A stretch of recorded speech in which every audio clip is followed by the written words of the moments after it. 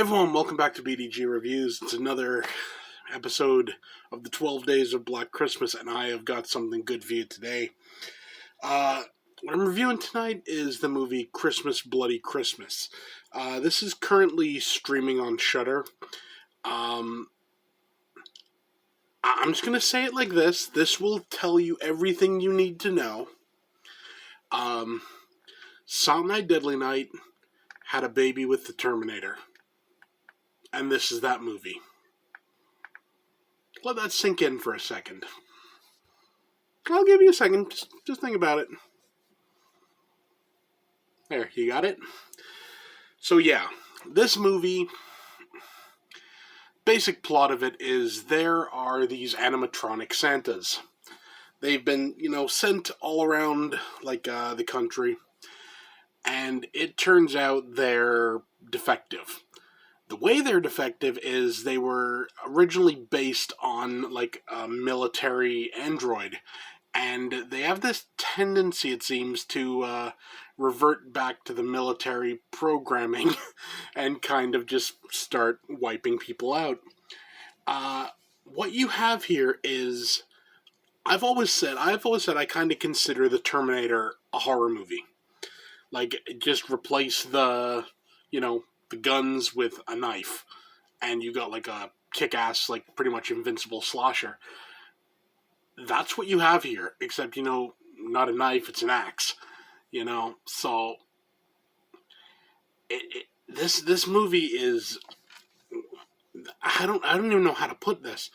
What this movie did, which is something, what the hell is sticking out there? I don't know. What this movie did, which is something I haven't seen in a long time, it made our two main characters, the basic plot, they're these, robotic Santa Clauses. Our two main characters work at this record store. It's like a metal record store, so that's a good thing. They have a bunch of VHS. Essentially, they're my kind of people. Let's just say that. And they go drinking after work, and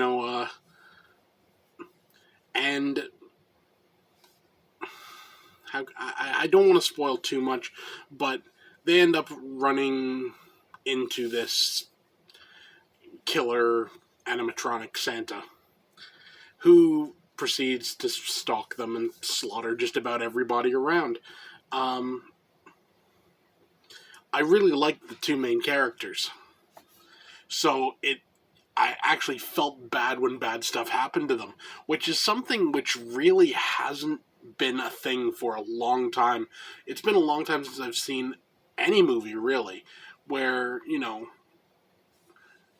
the people that you care about are the actual, the victims. Usually, it's just how it is with horror movies. Usually you're rooting for the cool kills, you're doing that, but you don't usually have any real attachment to any of the characters. This is very different. I like these two main characters a lot. I'll just leave it at that for the plot. The gore in this movie was great. I mean, there's axe killings, there's a head stomp that was pretty damn badass.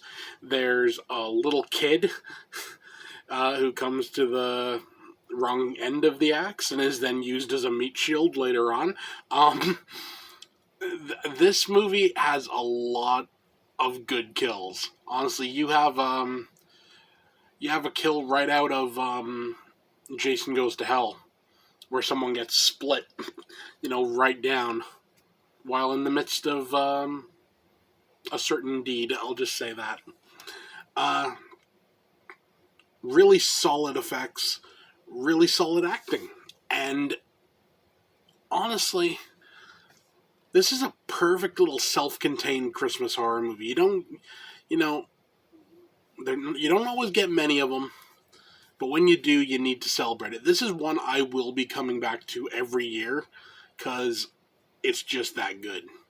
For a rating, I'm giving it 9.5 out of 10.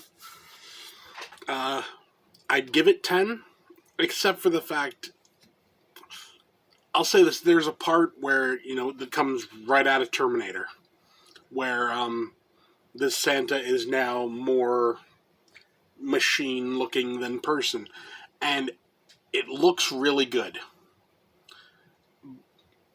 But, maybe $50,000-$60,000 more, it could have looked a lot better.